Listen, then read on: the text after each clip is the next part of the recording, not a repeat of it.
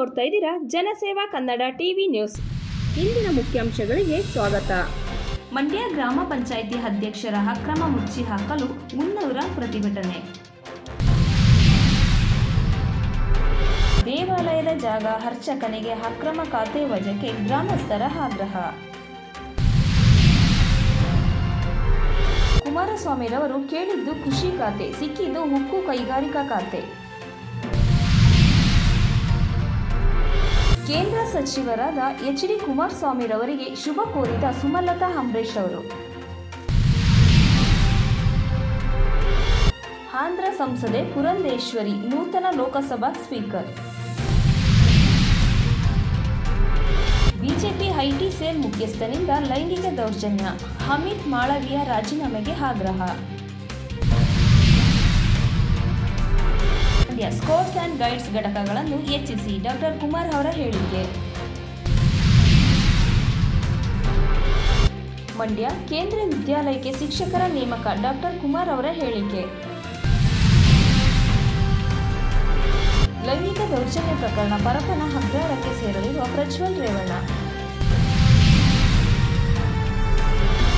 ಮಂಡ್ಯ ಸಚಿವ ಚೆಲುವರಾಯಸ್ವಾಮಿ ವಿರುದ್ಧ ಆರೋಪಕ್ಕೆ ಖಂಡನೆ.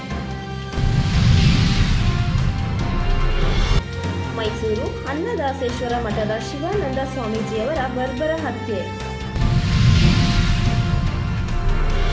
ಪ್ರಧಾನಿಯಾಗಿ ನರೇಂದ್ರ ಮೋದಿಯವರ ಪ್ರಮಾಣ ವಚನ ಸ್ವೀಕಾರದ ವಿಜಯೋತ್ಸವ. ದುರಂತ ನಾಯಕನಾದ ಈಶ್ವರಪ್ಪರವರು. ಮಾಜಿ ಮುಖ್ಯಮಂತ್ರಿ ಹಾಗೂ ಹಾಲಿ ಸಂಸದರಾದ ಎಚ್.ಡಿ. ಕುಮಾರಸ್ವಾಮಿರವರಿಗೆ ಪ್ರಧಾನಿ ನರೇಂದ್ರ ಮೋದಿರವರು ಸಂಪುಟದಲ್ಲಿ ಉಕ್ಕು ಮತ್ತು ಬೃಹತ್ ಕೈಗಾರಿಕಾ ಖಾತೆಯನ್ನು ನೀಡಲಾಗಿದೆ.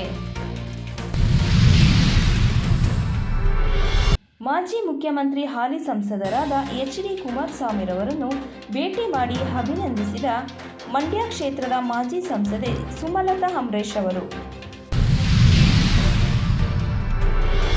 ಮೈಸೂರಿನ ಸಿದ್ಧಾರ್ಥ ನಗರ ಅನ್ನದಾಸೇಶ್ವರ ಮಠದ ಶಿವಾನಂದ ಸ್ವಾಮೀಜಿರವರು 90 ವರ್ಷ ಅವರನ್ನು ಕೊಠಡಿಯಲ್ಲಿ ಮಾರಕಾಸ್ತ್ರಗಳಿಂದ ಇರಿದು ಹತ್ಯೆ ಮಾಡಿರುವ ಘಟನೆ ನಡೆದಿದೆ.